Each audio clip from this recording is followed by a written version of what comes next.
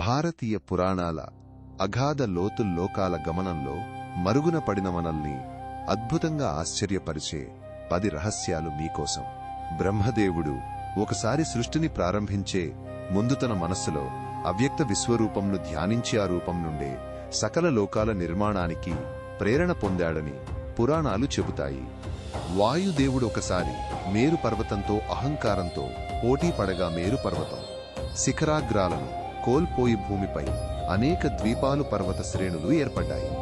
రామాయణంలో మండోదరి రావణుడికి పత్ని అయినప్పటి కీ ధర్మ సూక్ష్మాలను ఎత్తిచూపుతూ సీతమ్మను తిరిగి ఇవ్వమని అనేకసార్లు హితబోధ చేసి తన భర్తను ధర్మ మార్గంలో నడిపించడానికి ప్రయత్నించింది. పవిత్ర గంగానది భూమిపైకి రాకముందు ఆమెకు దేవలోకం లోత్రివక్ర అనే మరొక పేరు ఉండేదని, ఆమె ప్రవాహం 3 లోకాల పాపాలను కడిగివేసేదని చెబుతారు.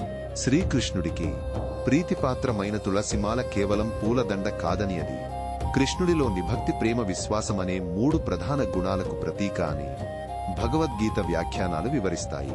సముద్ర మథనంలో ఉద్భవించిన అప్సరసలు కేవలం సుందరీమణులు మాత్రమే కాదని, వారు విశ్వంలోని సృజనాత్మక కళలకు, ఆనందానికి మూలమైన దేవతాశక్తులని పురాణాలు చెబుతాయి.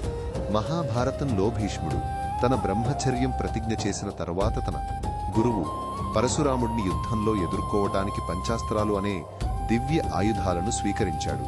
కుబేరుడికి ఏకపింగళ అనే మరొక పేరు ఉందని, అది అతని ఒక కన్ను పచ్చగా ఉండటానికి కారణమని, అది అతని ధనానికి, భూమిలోని నిధులకు రక్షణకు ప్రతీక అని కొన్ని అరుదైన పురాణాలు చెబుతాయి. కాలపురుషుడు, కాలదేవుడు యమధర్మరాజుకు మాత్రమే కనిపించే ఒక అదృశ్యమైన దేవత అని, ఆయన సకల జీవుల జీవిత చక్రాన్ని, మరణ సమయాన్ని సూక్ష్మంగా నిర్దేశిస్తాడని కొన్ని వేద గ్రంథాలు వివరిస్తాయి. శ్రీరాముడు సముద్రుడిని ప్రార్థించినప్పుడు లంకకు వారధి నిర్మించడానికి సముద్రుడు కేవలం నలుడి నీలుడి శక్తులను మాత్రమే కాకుండా సువర్ణ మకరాలు అనే దివ్య జీవులను కూడా పంపించి సహాయం చేశాడని కొన్ని అరుదైన రామాయణ గ్రంథాలు చెబుతాయి. ఈ రహస్యాలు లోకంలోని ఒక అద్భుతమైన దేవాలయ గోడల వెనుక దాగి ఉన్న అత్యంత ప్రాచీనరుదైన చిత్రాల వలె వాటిని మనం శ్రద్ధగా పరిశీలిస్తేనే అసలు సౌందర్యం దర్శనమిస్తుంది.